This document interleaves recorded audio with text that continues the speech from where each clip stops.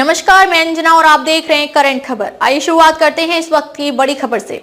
कृषि उत्पाद बाजार समिति परिसर पाकुड़। मुख्यमंत्री हेमंत सोरेन ने तीसरे चरण के आपकी योजना आपकी सरकार आपके द्वार कार्यक्रम में पाकुड़ वासियों को 153 करोड़ 81 लाख रुपए की 118 योजनाओं का दिया तोहफा। मुख्यमंत्री ने विभिन्न योजनाओं के लाभुकों को 126 करोड़ 94 लाख 50,000 रुपए की परिसंपत्तियां प्रदान कर उनके सशक्तिकरण और स्वावलंबी बनने का राह प्रशस्त किया। मुख्यमंत्री ने कहा, देश के कई राज्य झारखंड के इस मॉडल को अपना कर गरीबों और जरूरतमंदों को सरकारी योजनाओं का दे रहे हैं लाभ। मुख्यमंत्री बोले, आदिवासी, दलित, पिछड़े, अल्पसंख्यक, किसान, मजदूर, विद्यार्थी, युवा, महिला, बुजुर्ग, हर किसी के लिए सरकार की है योजनाएं राज्य के लिए गेम चेंजर साबित हो रहा। ये अभियान जन आकांक्षाओं और उम्मीदों के अनुरूप योजनाएं बनाकर धरातल पर उतारने का हो रहा काम। राज्य की वित्तीय व्यवस्था कर रहे हैं मजबूत ताकि योजनाओं के संचालन में धन की कमी आड़े न आए। हेमंत सोरेन, मुख्यमंत्री, झारखंड आपकी योजना आपकी सरकार आपके द्वार कार्यक्रम जिस मकसद से शुरू किया गया था उसमें ये कितना प्रभावी, कारगर और सफल साबित रहा है, इसका अंदाजा इस बात से लगाया जा सकता है कि देश के कई राज्य झारखंड के इस मॉडल को अपनाकर गरीबों और जरूरतमंदों को उनके दरवाजे पर सरकार की सेवाओं और योजनाओं का लाभ दे रहे हैं तथा उनकी समस्याओं का समाधान कर रहे हैं। मुख्यमंत्री श्रीमान हेमंत सोरेन पाकुड़ में आज आपकी योजना आपकी सरकार आपके द्वार अभियान के तीसरे चरण के अवसर पर आयोजित कार्यक्रम को संबोधित कर रहे थे। गाँव गाँव पहुँच रही है सरकार की नजर। मुख्यमंत्री ने कहा, इस अभियान के पिछले 2 चरणों में रहे सरकार की आवाज और नजरें गांव गांव तक पहुंची हैं। लाखों लोगों को उनका हक अधिकार मिला। ये कार्यक्रम राज्यवासियों के लिए महत्वपूर्ण साबित हो रहा है। पिछले 2 चरणों में इस अभियान को लोगों का जिस तरह से रिस्पांस और सपोर्ट मिला उसी के मद्देनजर पुनः इसका तीसरा चरण शुरू किया गया है। 2 दशकों तक जन समस्याओं के समाधान को लेकर नहीं दिखी गंभीरता। मुख्यमंत्री ने कहा कि झारखंड अलग राज्य गठन के बाद पिछले 2 दशकों के दौरान जन समस्याओं और लोगों की परेशानियों को दूर करने की दिशा में किसी तरह की गंभीरता नहीं दिखी, लेकिन हमारी सरकार लोगों तक मूलभूत सुविधाओं को पहुंचाने के साथ उनकी समस्याओं का समाधान कर रही है। समाज के अंतिम व्यक्ति तक उनका हक और अधिकार दे रहे हैं। जन आकांक्षाओं और उम्मीदों के अनुरूप बन रही योजनाएं। मुख्यमंत्री ने कहा कि हमारी सरकार जन उम्मीदों और आकांक्षाओं के अनुरूप कार्य योजना बनाकर उसे धरातल पर उतार रही है। आदिवासी, दलित, पिछड़े, अल्पसंख्यक, किसान, मजदूर, विद्यार्थी, युवा, महिला, बुजुर्ग, हर वर्ग के कल्याणार्थ योजनाएं बनाई गई हैं। उन्होंने लोगों से कहा कि वे इन योजनाओं से जुड़े और सशक्त तथा स्वावलंबी बनने की राह पर आगे बढ़ें।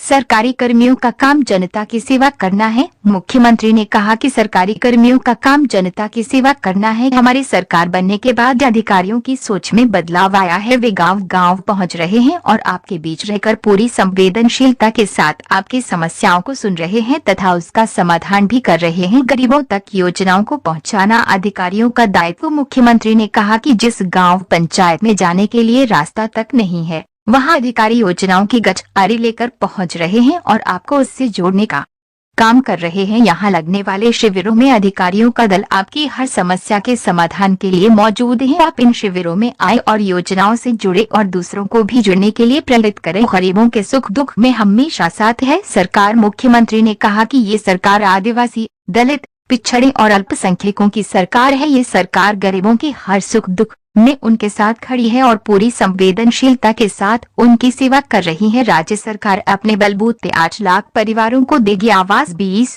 लाख अतिरिक्त हरा राशन कार्डधारी को दे रही अनाज। मुख्यमंत्री ने कहा कि राज्य सरकार अब अपने बलबूते अबुआ आवास योजना के तहत 8 लाख परिवारों को आवास देगी। मुख्यमंत्री ने कहा कि पाकुड़ जिले में कालाजार की बीमारी आम है। ये गरीबों की बीमारी है क्योंकि कच्चे और टूटे फूटे मकान में रहने वालों को ये होती है। ऐसे में अबुआ आवास योजना के तहत इन घरों में रहने वाले लोगों को प्राथमिकता के आधार पर आवास उपलब्ध कराया जाएगा। उन्होंने कहा कि लगभग 20 लाख अतिरिक्त हरा राशन कार्ड जारी कर उन्हें अनाज उपलब्ध कराया जा रहा है। इसके अलावा भी अनेकों ऐसी योजनाएं हैं जिसका वित्तीय भार राज्य सरकार अपने दम पर वहन कर रही है। ये योजनाएं सफलतापूर्वक संचालित हों इसके लिए वित्तीय व्यवस्था मजबूत कर रहे हैं। अब पेंशन के लिए इंतजार नहीं करना होगा। मुख्यमंत्री ने कहा कि पहले बुजुर्गों को पेंशन योजना का लाभ लेने के लिए लंबा इंतजार करना पड़ता था, जब तक विधवाओं की उम्र 40 वर्ष और दिव्यांगों की उम्र 18 वर्ष से अधिक नहीं हो जाती थी। उन्हें पेंशन योजना से नहीं जोड़ा जाता था, लेकिन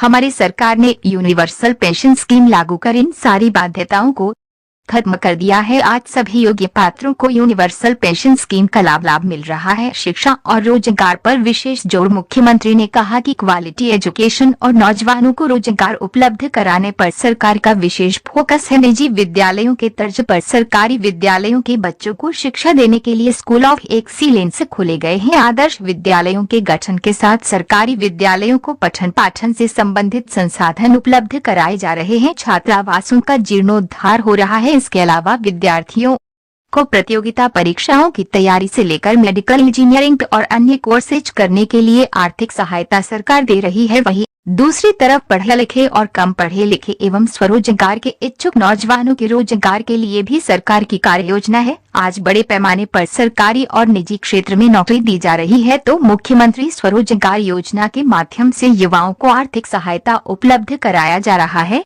ताकि वे अपना रोजगार कर सकें। 97 योजनाओं की रखी गई नींव, 21 योजनाओं का हुआ उद्घाटन। मुख्यमंत्री ने इस अवसर पर 66,76,20,000 रुपए की लागत से निर्मित 21 योजनाओं का उद्घाटन किया। वहीं 97 योजनाओं की आधारशिला रखी। इन योजनाओं पर 87,04,80,000 रुपए खर्च होंगे। इस तरह 1,53,81,00,000 रुपए की 118 योजनाओं का तोहफा पाकुरवासियों को मिला। मुख्यमंत्री ने विभिन्न योजनाओं के 9,942 लाभुकों के बीच 1,26,94,50,000 रुपए की परिसंपत्ति प्रदान कर उनके सशक्तिकरण और स्वावलंबी बनने का राह प्रशस्त किया। इस अवसर पर ग्रामीण विकास मंत्री श्रीमान आलमगीर आलम, श्रम मंत्री श्रीमान सत्यानंद भोक्ता, सांसद श्रीमान विजय हांसदा, विधायक श्रीमान स्टीफन मरांडी और श्रीमान दिनेश विलियम मरांडी, जिला परिषद अध्यक्षा श्रीमती जूली क्रिस्टमनी हेम्ब्रम, मुख्यमंत्री के सचिव श्रीमान विनय कुमार चौबे,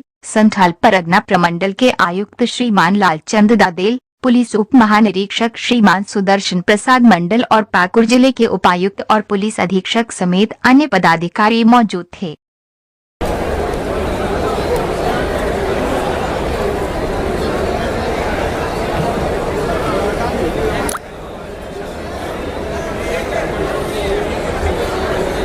आज यहाँ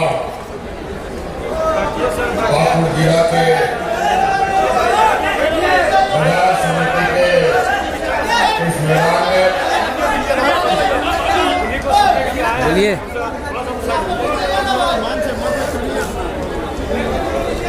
आपकी योजना, आपकी सरकार, आपकी द्वार कोई दिक्कत नहीं है। शुभारंभ किए दूसरे दिन के इस तो दिखाई नहीं दे रहा है। पड़ाव में उपस्थित हमारे साथ मंच पर हमारे मंत्रिमंडल सहयोगी आदरणीय आलमगीर आलम साहब, हमारे साथ मंच पर उपस्थित हमारे मंत्रिमंडल सहयोगी बड़े भाई सत्यानंद भोक्ता जी, यहाँ उपस्थित हमारे वरिष्ठ नेता विधायक आदरणीय स्टीफन मरांडी जी, यहाँ उपस्थित राजमहल लोकसभा सांसद विजय हाजरा जी, यहाँ उपस्थित विधायक दिनेश मरांडी जी,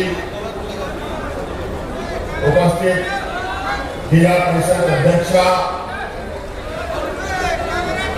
और जिला के सभी बड़े पदाधिकारीगण और विशेषकर यहाँ आए हुए आप सभी माताएं, बहनें, नौजवान साथी, बड़े बुजुर्ग, आवरण गोबवा बोया मिश्रा मलियालम गुणित नाइटे को सभी को सबसे पहले मेरी ओर से जोहार।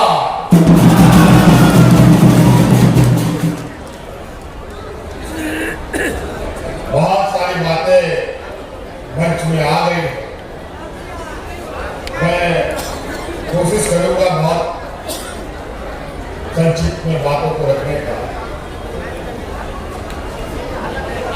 लेकिन चूंकि हम आम दिनों की तरह रोज आपके क्षेत्रों में भ्रमण नहीं कर पाते हैं, कार्य विशेष समय पे ही मैं आ पाता हूं, क्योंकि आप लोगों के लिए हमें कार्य योजना बनानी पड़ती है और उसे धरातल पर कैसे पहुंचाया जाए, इसके लिए भी कार्य योजना बनानी पड़ती है। आज उसी के तहत सरकार आपके वाह कार्यक्रम के इस तीसरे चरण का शुभारंभ हम लोगों ने इस राज्य के ऐतिहासिक स्थल सिद्धू कानू चांद भैरव फूलो जानो के जन्म स्थल से भोगनाडी से प्रारंभ किया।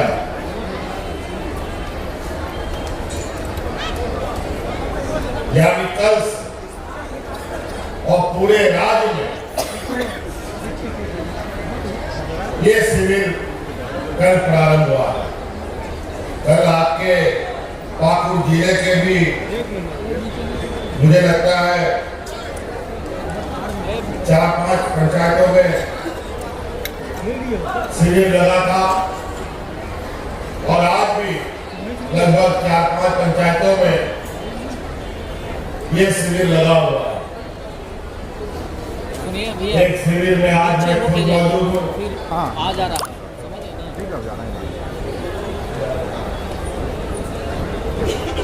और अभी आपके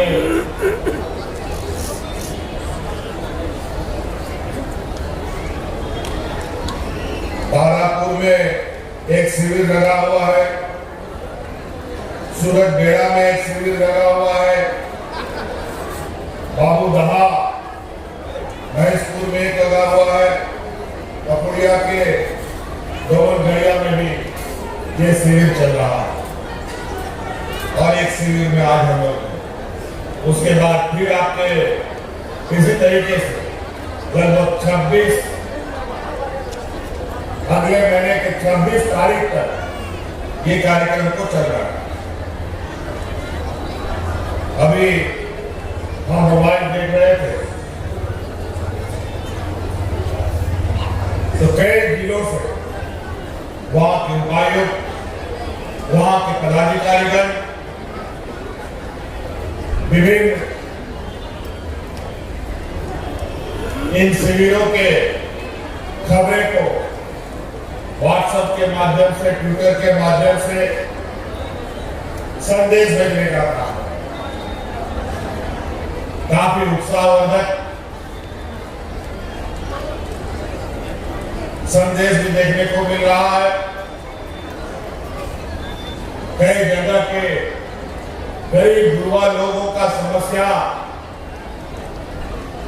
उसी पंडाल में तुरंत हो जा रहा है। किसी को पेंशन मिल रहा है, किसी को सावित्रीबाई फुले की योजनाएं मिल रही है, बच्चियों को साइकिल खरीदने के लिए पैसे दिए जा रहे हैं, कई तरीके की योजना। और वहीं हमारे विपक्ष लोग लगे हैं कि सरकार से कोई उम्मीद नहीं। मैं आप लोगों से जानना चाहता हूं, वर्तमान सरकार से आप लोग खुश हैं कि नहीं?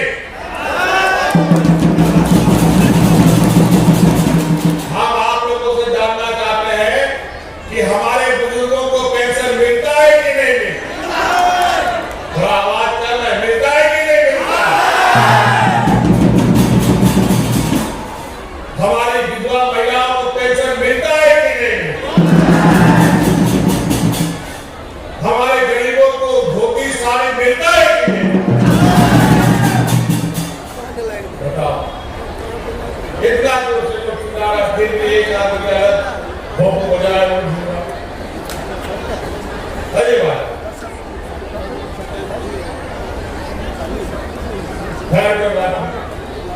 इसका मतलब है कि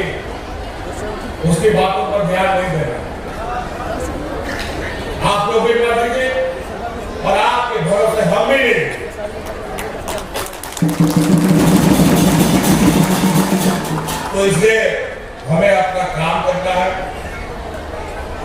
2021 में हम लोगों ने पहला गठरी बांध करके आपकी योजना, आपकी सरकार, आपकी द्वार कार्यक्रम प्रारंभ किया। उस समय बहुत जगह पर सड़क नहीं, पुल नहीं, पुलिया नहीं, मंत्री, विधायक, डीसी, एसपी ट्रैक्टर में कुर्सी रख करके बैठे जा रहा, कोई बैलगाड़ी में जाता, कोई मोटरसाइकिल में जाता। लेकिन पंचायतों में, आपके दरवाजे में जो बीडीओ, सीओ कर्मचारी कभी जाता नहीं था, अपना ब्लॉक कार्यालय का कंप्यूटर, लैपटॉप और प्रिंटर उठा करके शिविरों में बैठा हुआ। पहला चरण में लगभग 35 लाख आवेदन हमको मिला। उसी प्रकार 2022 में हम लोगों ने दूसरा चरण का शिविर प्रारंभ किया। उस शिविर के माध्यम से 55 लाख आवेदन मिले और ये अब 2023 का तीसरा चरण का शिविर अभी हम लोगों ने कल प्रारंभ किया। और हमारा देखा देखी कई राज्यों में सरकार आपके द्वार की इस तरीके की योजनाएं बनाकर प्रारंभ की। कई राज्य तो हमसे भी थे, वो लोग तो साल में 2-2, 3-3 शिविर लगा दे रहा, क्योंकि मुझे लगता है कि शिविर के माध्यम से जो हम लोगों को, हमारे ग्रामीणों के समस्याओं के बारे में जो सूक्ष्म जानकारी प्राप्त हो रही है, वो पदाधिकारी पहले कभी नहीं थे। पहला चरण का शिविर इस तरीके से था कि बूढ़ा बुजुर्ग लोग बेचारा रोज धक्का खाता था पेंशन के लिए। विधवा महिला 40 वर्ष नहीं होती थी तब तक पेंशन के लिए फॉर्म भी नहीं भर सकती। विकलांग बेचारा लोग 18 साल का नहीं होता था तो उसको पेंशन नहीं मिलता था। हर चीज में कैप लगा हुआ था, इससे अधिक पेंशन नहीं मिलेगा। इतना पेंशन का भरमार आ गया और इस बात की जानकारी हमें थी कि पेंशन को लेकर समस्याएं आई, क्योंकि इस समस्या का समाधान राज्य अलग होने से पहले और राज्य अलग होने के बाद भी किसी ने समाधान नहीं दिया। ना किसी एमपी के बस की बात थी, ना किसी एमएलए की बस की बात थी, सरकार की बस की बात थी। लेकिन बेईमानों की सरकारों ने आपको अपना अधिकार ना देकर के अपनी जेबें भरने का काम किया। और इसीलिए सबसे पहले हम लोगों ने इस राज्य की पेंशन की समस्या को समाधान किया और इस राज्य में सभी बुजुर्ग, सभी विधवा, सभी विकलांगों को पेंशन देने का काम हम लोगों ने आज कोई राज्य में बुजुर्ग नहीं है जिसको पेंशन के लिए कोई दलाल के पीछे जाना पड़ेगा। जो 60 साल का होगा उसको पेंशन देना अनिवार्य है। जिस पदाधिकारी को आप दरखास्त देते हैं, आप 60 साल का हो गए हैं और वो पदाधिकारी आपको पेंशन नहीं देगा, वो पदाधिकारी बर्खास्त भी हो सकता है।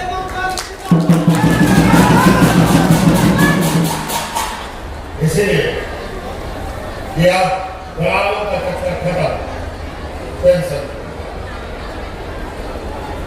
एक गरीब युवा का सबसे बड़ा जरूरत होता है, रोटी, कपड़ा और मकान। फिर उसके बाद आए अब लोगों का पेट कैसे भरा जाए। भाई भारत सरकार ने तो अब हाथ खड़े कर दिए कि आपके उनको पता है कि हमारे राज्य में गरीबों की संख्या अधिक है और उनको ये भी पता है केंद्र की सरकार को कि राज्य सरकार का आवंटन होते हुए भी हम इनको पैसा नहीं देंगे। हम लोग रोते गिड़गिड़ाते रहे। मैं और आनंद साहब दिल्ली रात्रि करते रहे, लेकिन गरीबों के लिए आवाज स्वीकृत नहीं। हम लोगों ने अपना वित्तीय व्यवस्था को देखा कहां से हम पैसा जुटा सकते हैं। उन सब को ध्यान में रखकर हम लोगों ने इस राज्य में सरकार अपने बदौलत, अपने ताकत के बदौलत 20 लाख अतिरिक्त राशन कार्ड को हरा रंग का गरीबों के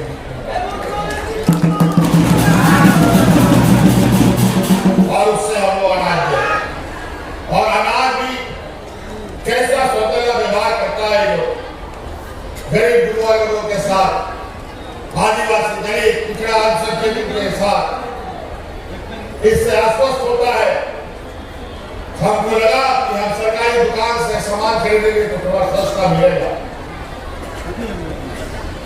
हमने भारत सरकार से आग्रह किया कि हमको FCI से अनाज दिलवाया जाए, उसके बदले हम पैसा देने को तैयार है।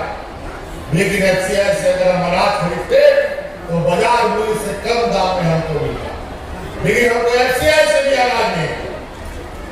और इसके चक्कर में 1-2 महीना हम लोगों को विलंब हो गया गरीबों को अनाज देने। तो हम लोगों को बाजार से महंगे दाम में अनाज खरीद कर गरीबों को बांटना पड़ा। ऐसा सपना हुआ।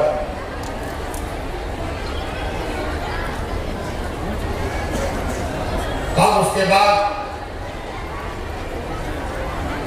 ये हुज्जतें होने लगी और अभी हम लोगों ने अपनी वित्तीय व्यवस्थाओं को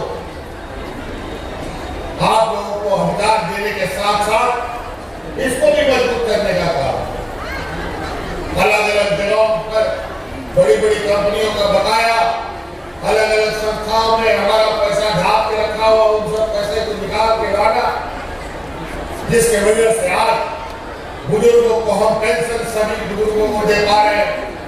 आज अतिरिक्त 20 लाख लोगों को राशन दे पा रहे हैं और गरीबों को 10 रुपया में धोती और साड़ी भी साल में 2 बार दे रहे हैं।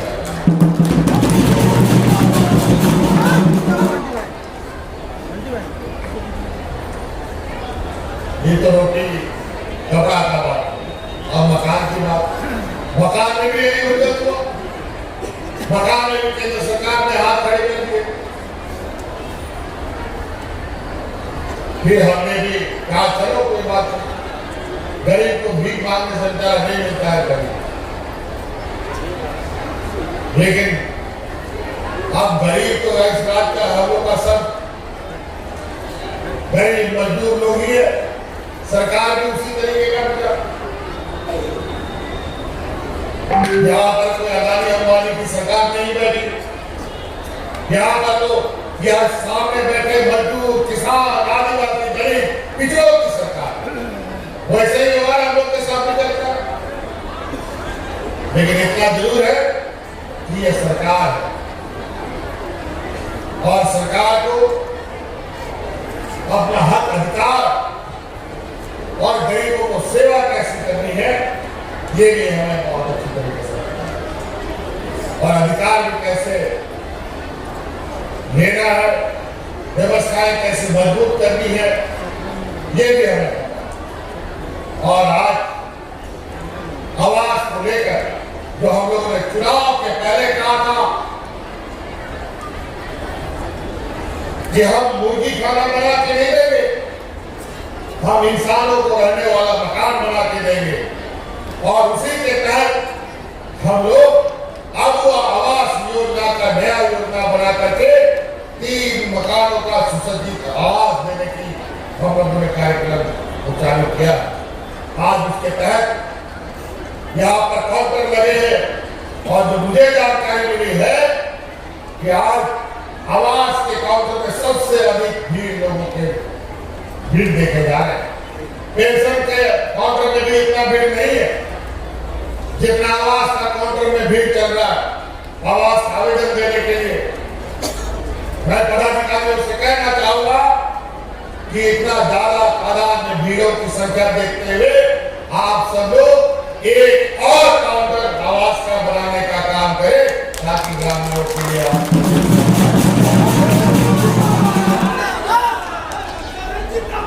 दो काउंटर लगाइए ताकि ग्रामीणों को असुविधाएं न हो।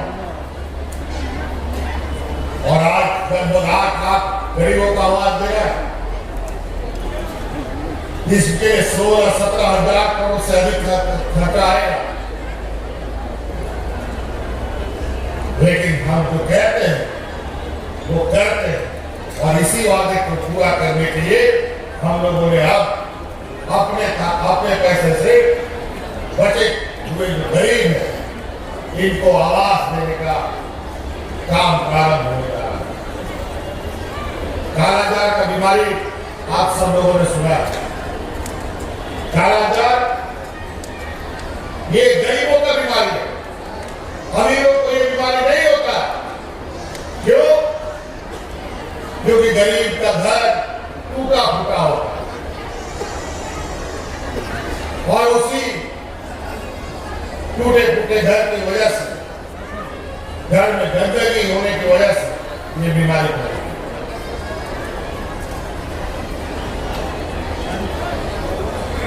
आज बहुत जल्द इसको हम लोग अलग अलग चरण में सभी गरीबों को आवाज देने का काम करेंगे। आज हमारे विपक्षों के लोगों को बहुत पेट में दर्द हुआ। पहला चरण में तो इन लोगों ने बहिष्कार भी कर दिया था इस कार्यक्रम का। जब दूसरा चरण का हम लोगों ने ये शिविर लगाया तो चोरी छुपे कई हमारे विपक्ष का नेता भी मंच पर पहुंचने लगा, क्योंकि उसके भी तो गरीब लोगों को आवाज देना है, उनके गरीबों की तो पेंशन देना है। और अब जब ये तीसरा चरण का कार्यक्रम चल रहा है तो हमारे पीछे एक और फौज लग गया है कि जो हम काम करके दिखा रहे हैं उस पर मिट्टी डालने का काम करें। कोई बात नहीं, ये लोग जो मिट्टी डालने का काम कर रहे हैं कल उसी मिट्टी में लपटा के रह जाएगी। हम लोग अपना काम करते रहे। आज चारों तरफ से ये खबर आ रही है कि हम लोग अलग अलग शिविरों में जिसका क्या क्या काम तुरंत वहीं पर ऑन द स्पॉट हो गया। लोग कितने उत्साहित है। आज इस शिविर के माध्यम से आपको लग रहा है अभी कई चीजें करनी है, अभी तो शुरुआत है। सरकार को 5 साल होता है, डेढ़ पौने 2 साल के लगभग तो हम लोग कोरोना में ही लटपट थे। कोरोना का दिन आपको याद है किस तरीके से इन लोगों ने देश को अव्यवस्थित कर दिया था, अचानक लॉकडाउन कर दिया। हम लोगों को भी ताला बंद करने का आदेश देना पड़ा। सबको घर के अंदर में अपने ही घर में आपको ताला बंद करके रहना पड़ा। और वही हमारे मजदूर जो अलग अलग राज्यों में फंसे थे वो सारे मजदूर बेचारे जहां तक कहां फंसे रहे। लेकिन इस देश की पहली ये सरकार है जहां अपने मजदूरों को हवाई जहाज से ढो करके अपने घर तक पहुंचाने का काम किया। उस समय और इसी कोरोना काल में हमारे 2 मंत्री को निकल गया। 2 मंत्री की जान चली गई, जो कि कोरोना के समय भी ये जनता के बीच में रहते थे। हमारे मधुपुर के हाली हुसैन अंसारी साहब का निधन हुआ। अभी हाल में हमारे जगन्नाथ महतो जी का निधन हुआ।